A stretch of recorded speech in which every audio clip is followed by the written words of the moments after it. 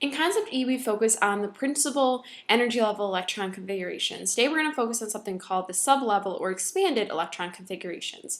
So students should be able to demonstrate how the principal energy levels are divided up into different sublevels, and also be able to write and interpret different sublevel or expanded electron configurations. Now, up until this point, we talked about the Bohr model, where those electrons are found in these distinct fixed principal energy levels around the nucleus. We now know that electrons don't move in those fixed paths, but are in regions called orbitals, which have the highest probability of finding those electrons. Just keep in mind those orbitals can take on various shapes, and think of them again kind of as the electron clouds around the nucleus.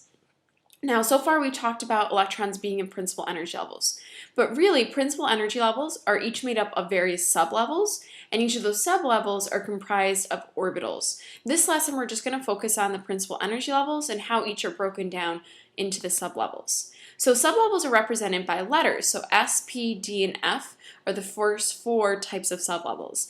Most of the time, one sublevel has to fill up completely before the next one can get any electrons. However, there are exceptions that we'll discuss shortly.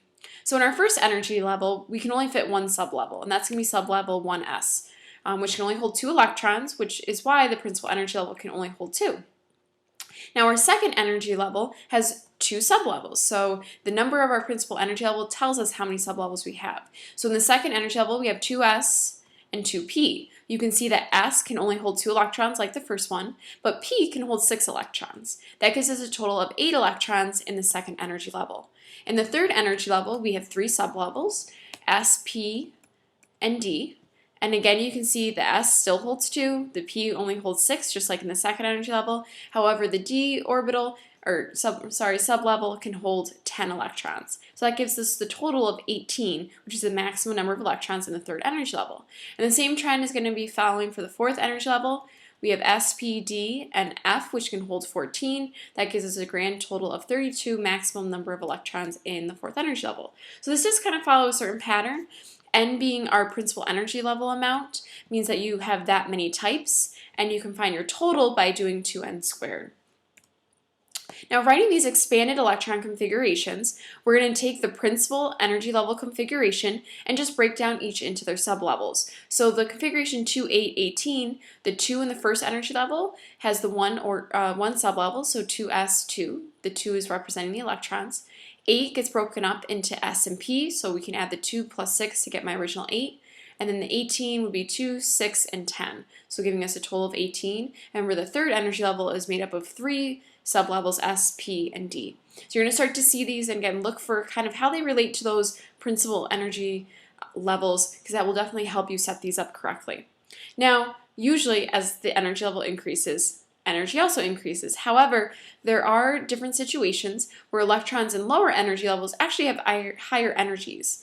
So 4s is actually filled before 3d is filled because 4s has lower energy. So we can make, and I'm going to show you how to create this in class tomorrow, where you're going to use this diagram to help fill them. So 1s gets filled, and then 2s, you go to the bottom of the next arrow, so 2p, 3s, bottom of the next arrow, 3p, and this is where we have our exception, 4s gets filled before 3d, and then you'll see various exceptions after that. So we want to be able to use this to actually set up your configurations correctly.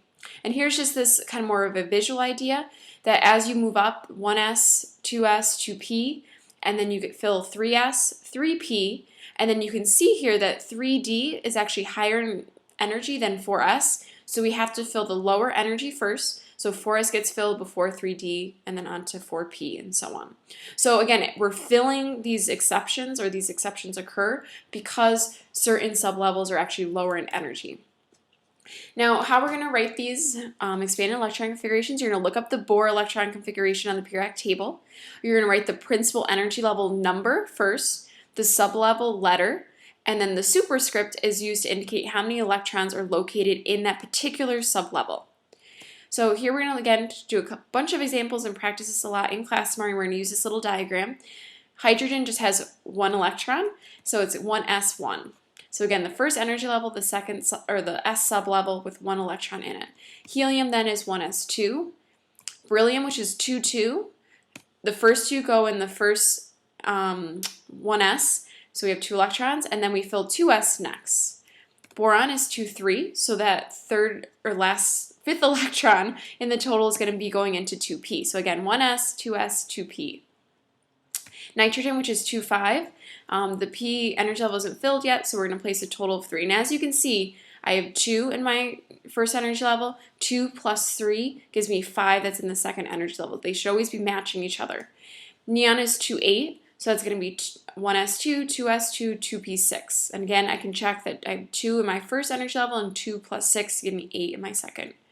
Calcium, which is 2882, has the configuration where we've filled the 1s, we filled 2s and 2p, we filled 3s and 3p, and the remaining 2 go into 4s. So here's that exception where instead of filling 3d, we're filling 4s. And you can find that on this chart of going through the arrows, and when I fill 3p, the next one that gets filled is 4s.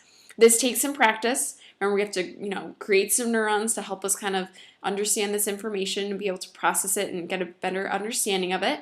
So just come to class tomorrow with a little bit of knowledge about these sublevels, how many electrons can go in them, and what's the basic setup of these different configurations.